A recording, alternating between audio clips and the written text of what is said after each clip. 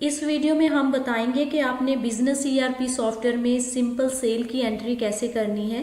तो यहाँ पे हमने सॉफ्टवेयर को ओपन करके रखा है। सबसे पहले यहाँ पे हमने एंट्रीज में आना है सेल की एंट्री करने के लिए। यहाँ सेल पे क्लिक करेंगे। सेल की नई एंट्री करने के लिए हमने यहाँ न्यू पे क्लिक करना है। यहाँ सबसे पहले करंट डेट आ जाएगी, सॉफ्टवेयर ने करंट डेट उठा ली है। अगर आप मैन्युअली चेंज करना चाहें डेट को, मान लीजिए आपने किसी पिछली डेट में सेल की एंट्री करनी है तो यहाँ पे आप डाल सकते हो। जैसे अभी मैं डेट डाल रही हूँ और मंथ डाल रही हूँ। एंटर प्रेस करेंगे। यहाँ पे डेट और मंथ डालने से ये फुल डेट अपने आप उठा लेता है।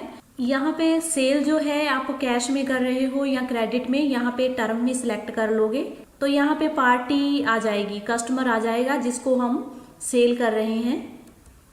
तो यहाँ पे आपको दोनों ऑप्शन मिल जाती हैं। मान लीजिए आपने कैश में सेल करना है और साथ में आप पार्टी का नाम भी मेंशन करना चाहते हो एंट्री में, तो आपको दोनों ऑप्शन दी गई हैं। आप टर्म भी चूज कर सकते हो और पार्टी का नेम भी मेंशन कर सकते हो। किसी भी और सॉफ्टवेयर में आपको डबल एंट्री करनी पड़ती है। पार्टी के नाम से, कस्टमर के नाम से अलग से एंट्री करनी पड़ेगी और कैश रिसीट की एंट्री अलग से करनी पड़ेगी। कोई भी और सॉफ्टवेयर में आपको डबल एंट्री करनी पड़ती है। हमारे सॉफ्टवेयर में ऐसा नहीं है। आप सिंगल एंट्री में ही दोनों चीजें मेंशन कर सकते हो, कैश भी कर सकते हो और साथ में ही कस्टमर का जो नाम है उसको मेंशन कर सकते हो।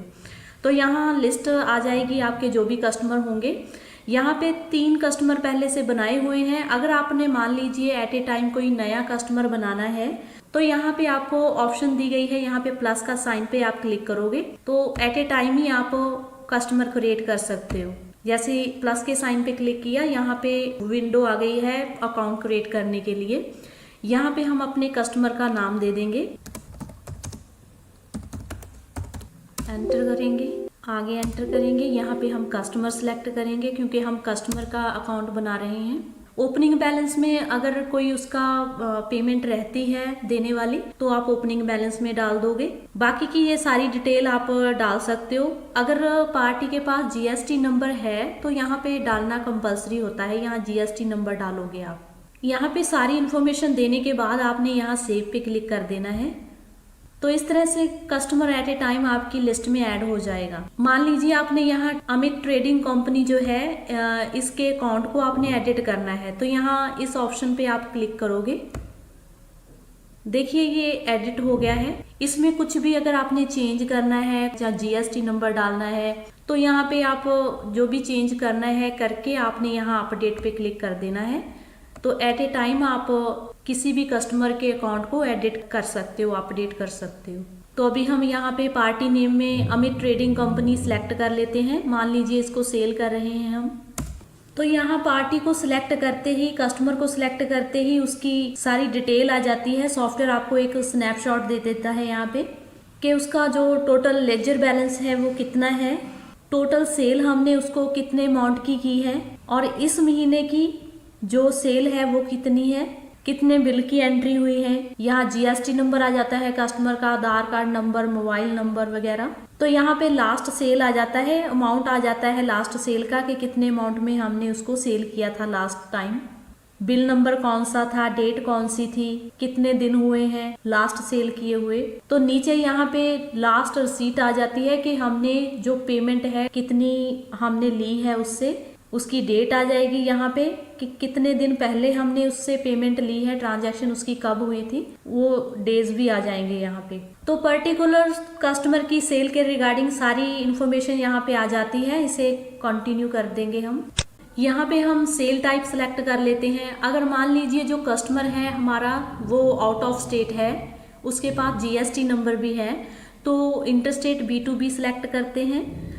अगर मान लीजिए जो कस्टमर है आउट ऑफ स्टेट तो है ही बट उसके पास जीएसटी नंबर नहीं है तो इंटरस्टेट रिटेल सेल हम सिलेक्ट करेंगे। इसके अलावा अगर जो कस्टमर है वो लोकल है, विद इन स्टेट है, उसके पास जीएसटी नंबर है तो लोकल B2B सेल सिलेक्ट करते हैं हम। तो अगर कस्टमर लोकल भी है और उसके पास जीएसटी नंबर नहीं है तो लोकल रिटेल सेल सिलेक्ट करते हैं।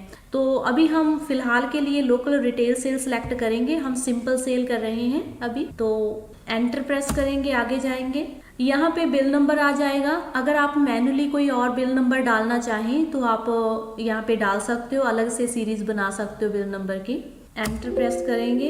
अगर आप क्रेडिट में सेल कर रहे हो तो आपने उस कस्टमर को क्रेडिट लिमिट क्या दी हुई है, तो यहाँ पे ड्यू डेट डाल सकते हो कि कौन सी डेट को उसने पेमेंट आपको देनी है, अदरवाइज आप छोड़ सकते हो इसको।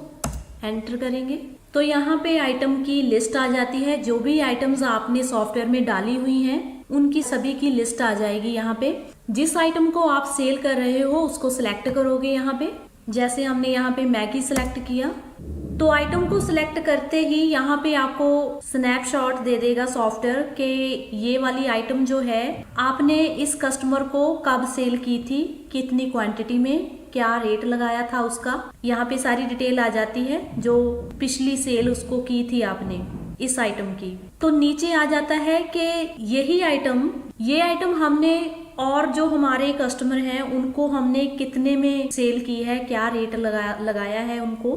तो एट ए टाइम ही आप ये सारी डिटेल चेक कर सकते हो। तो यहाँ पे भी दिया गया है, अगर आपने परचेज देखना है, परचेज रिकॉर्ड देखना है इस आइटम का, तो यहाँ पे आप क्लिक करोगे तो यहाँ पे जो भी डिटेल है परचेज की आ जाएगी कि मैगी हमने किस डेट को परचेज की थी, किस पार्टी से, कितनी क्वांटिटी में, क्या रेट लगा था हमें, ये सारी चीजें आ जाती हैं। अगर मान लीजिए आपके किसी कस्टमर को कोई डाउट है पिछली सेल के रिगार्डिंग, जहाँ प्राइस वगैरह में उसको कोई डाउट है, तो एट ए टाइम ही आप उसको यहाँ पे दिखा सकते हो कि आपने पिछली डेट में इतनी क्वांटिटी में हमसे ये आइटम परचेज की थी और रेट क्या लगा था वो भी आप बता सकते हो उसको।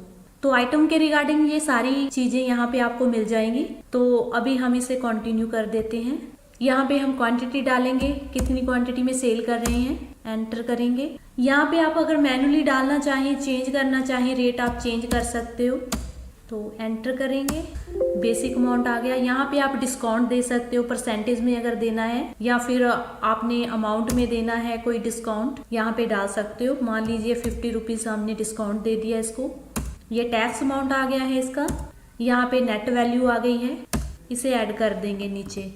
एक आइटम ऐड होने के बाद हमारा जो कर्सर है फिर से वो आइटम लिस्ट में आ जाता है। अगर आपने कोई दूसरी आइटम सिलेक्ट करनी है यहाँ पे वो सिलेक्ट कर सकते हो। जैसे यहाँ टमाटो केचप हमने सिलेक्ट किया तो इस आइटम को सिलेक्ट करते ही यहाँ पे इसकी भी डिटेल आ चुकी है कि हमने इस पार्टी को, इस कस्टमर को पिछली बार कब कब इस आइटम को सेल किया है, कितनी कितनी क्वांटिटी में क्या क्या रेट लगाया था, ये डिटेल आ गई है। हम यहाँ कंटिन्यू कर देंगे या एंटर प्रेस कर देंगे, आगे जाएंगे। यहाँ पे क्वांटिटी डालेंगे जितनी हम सेल कर रहे हैं टमाटो केचप, एंटर करेंगे। एंटर करते हुए इसको भी हम ऐड कर देंगे। तो यहाँ पे 2 आइटम्स की हमने एंट्री कर दी है। नीचे इसकी डिटेल आ गई है, सारी टोटल आ गया है, टोटल क्वांटिटी आ गई है, यहाँ पे बेसिक अमाउंट टोटल आ गया, यहाँ पे डिस्काउंट आ गया है, नेट वैल्यू बता दिया इसने। तो यहाँ सारी चीजें टोटल करके बता देगा सॉफ्टवेयर आपको।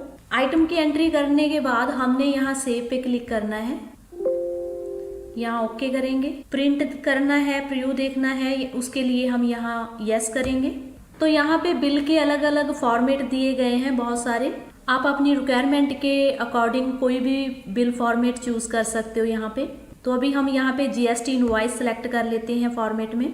अगर आप डायरेक्ट प्रिंट करना चाहते हो बिल को तो यहाँ प्रिंट पे क्लिक कर दोगे आप, अदरवाइज आपने प्रीव्यू देखना है तो यहाँ प्रीव्यू पे क्लिक करोगे। तो इस तरह से आपका बिल फॉर्मेट आ जाएगा पूरी डिटेल के साथ। आप इसे प्रिंट कर सकते हो, यहाँ पे प्रिंट की कमांड दे सकते हो। अभी इसे क्लोज करेंगे हम। अगर मान लीजिए आपने किसी कस्टमर को बिल मेल करना है तो यहाँ पे फ्री ईमेल पे आप क्लिक करोगे। तो इसके लिए कस्टमर के अकाउंट में उसका ईमेल आईडी होना जरूरी होता है, इसीलिए यहाँ पे मैसेज दे रहा है सॉफ्टवेयर आपको कि इस कस्टमर का ईमेल आईडी वहाँ पे मेंशन नहीं किया गया अकाउंट बनाते टाइम। तो अगर आप एट ए टाइम कस्टमर का ईमेल आईडी डालना चाहते हो अकाउंट में उसके, तो आप यहाँ पे यस कर दोगे। ये उसका अकाउंट एडिट हो गया है। यहाँ पे आप उसकी ईमेल आईडी डाल दोगे, इसको यहाँ पे अपडेट कर दोगे। तो अभी हम फ्री ईमेल पे क्लिक करेंगे। यहाँ पे सॉफ्टवेयर मैसेज दे रहा है आपको, your mail has been sent successfully. इसको ओके करेंगे। जो भी बिल है वो कस्टमर को मेल हो चुका है अभी।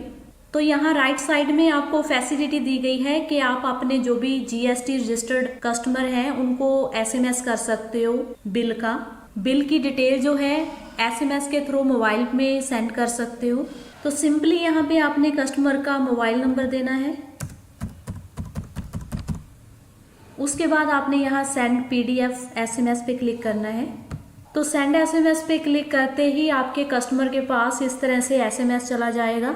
तो एसएमएस के साथ ही एक लिंक चला जाएगा कस्टमर के पास, इस तरह से यहाँ पे दिखा रहा है। तो जैसे ही कस्टमर इस लिंक पे जाता है तो उसको पूरी डिटेल में बिल मिल जाएगा कि क्या क्या आइटम हमने परचेज की है, क्या क्वांटिटी है, कितनी, सारी डिटेल के साथ उनके पास बिल चला जाएगा। तो अभी इसे क्लोज करेंगे। तो इस तरह से इस सॉफ्टवेयर में आप बहुत ही इजीली सेल की सिंपल एंट्री कर सकते हो। Thank you.